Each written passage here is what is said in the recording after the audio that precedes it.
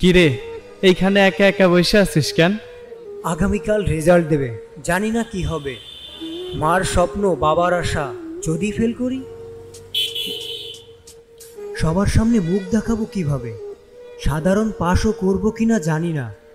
আমার জীবন কি এখানেই শেষ হয়ে যাবে? আমি এখন কি করব বল? কি আর করবি? পাস করলে আনন্দ করবি, ফেল করলে কান্না করবি। সিম্পল। কিছু সময় কান্না করার পর তুইও থেমে যাবি।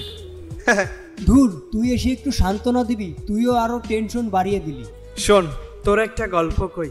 2020 সালে আমিও এসএসসি পরীক্ষা দিয়েছিলাম, ভালো রেজাল্টও করেছিলাম, চাকরি হয়নি। অনেক মানুষ বাহবা দিয়েছিল কত উৎসাহ। ছেলে গোল্ডেন প্লাস পেয়েছে, ছেলে এ প্লাস পেয়েছে।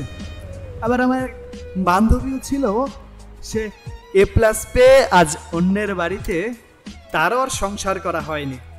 সার্টিফিকেটগুলা ঘরবন্দি, আর কখনো বের করেও দেখা হয়নি। একটা রেজাল্ট কি মানুষের জীবনের শেষ পরিণতি? ভালো রেজাল্ট হলেই যে জীবনের সফল হবে, আর খারাপ রেজাল্টেই যে বিফল? ভুল। প্রতি বছর খারাপ রেজাল্ট করে বাংলাদেশের অসংখ্য মানুষ প্রাণ দিয়ে দেয়। কিন্তু কেন দেয়? আত্মীয় স্বজন আর প্রতিবেশীর কিছু কথার কারণে। কিন্তু যে মানুষটা নিজে বুঝে আমার স্বপ্ন, আমার জীবন, কেন একটা রেজাল্টের জন্য আমার জীবন থেমে যাবে এখন, সেই সফল হয়। শোন ভাই, একটা রেজাল্ট জীবনের শেষ কথা হতে পারে না। একটা খারাপ রেজাল্ট হয়তো কষ্ট দেবে, কিন্তু জীবন থেমে যাবে না। জীবনে রেজাল্ট একটা কাগজ মাত্র। তুমি তোমার নিজের জীবনের জন্য কতটুকু স্কিল ডেভেলপ করলে, এটাই মুখ্য বিষয়। তুমি যদি আজ হেরে যাও, তার মানে এই নয় তুমি ব্যর্থ।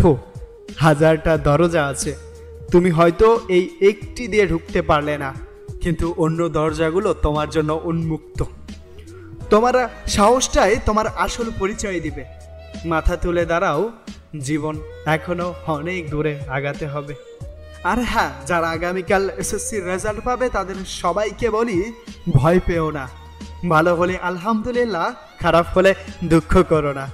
রেজাল্ট জীবনের ছোট্ট অংশ। জীবন তোমার হাতে, তুমি পারবে ইনশাআল্লাহ। যদি রেজাল্ট খারাপ হয়, মুখে একটি মুচকি হাসি দিয়ে সবকিছু ভুলে যাও আর নতুন করে উঠে দাঁড়াও। কে কি বললো কানে নিও না। আর যদি খুব করে কষ্ট হয়, খারাপ লাগে, যদি কোনো প্রশ্ন থাকে, আমার সাথে কথা বলো। ফ্রি থাকবো সকল এসএসসি পরীক্ষার্থীদের জন্য। আর ইনশাল্লাহ আমি আমার ফেসবুকে লাইভ আসার চেষ্টা করব এই বিষয়টা নিয়ে। ধন্যবাদ, ভালো থাকবে। Signing off, Ikramul baby.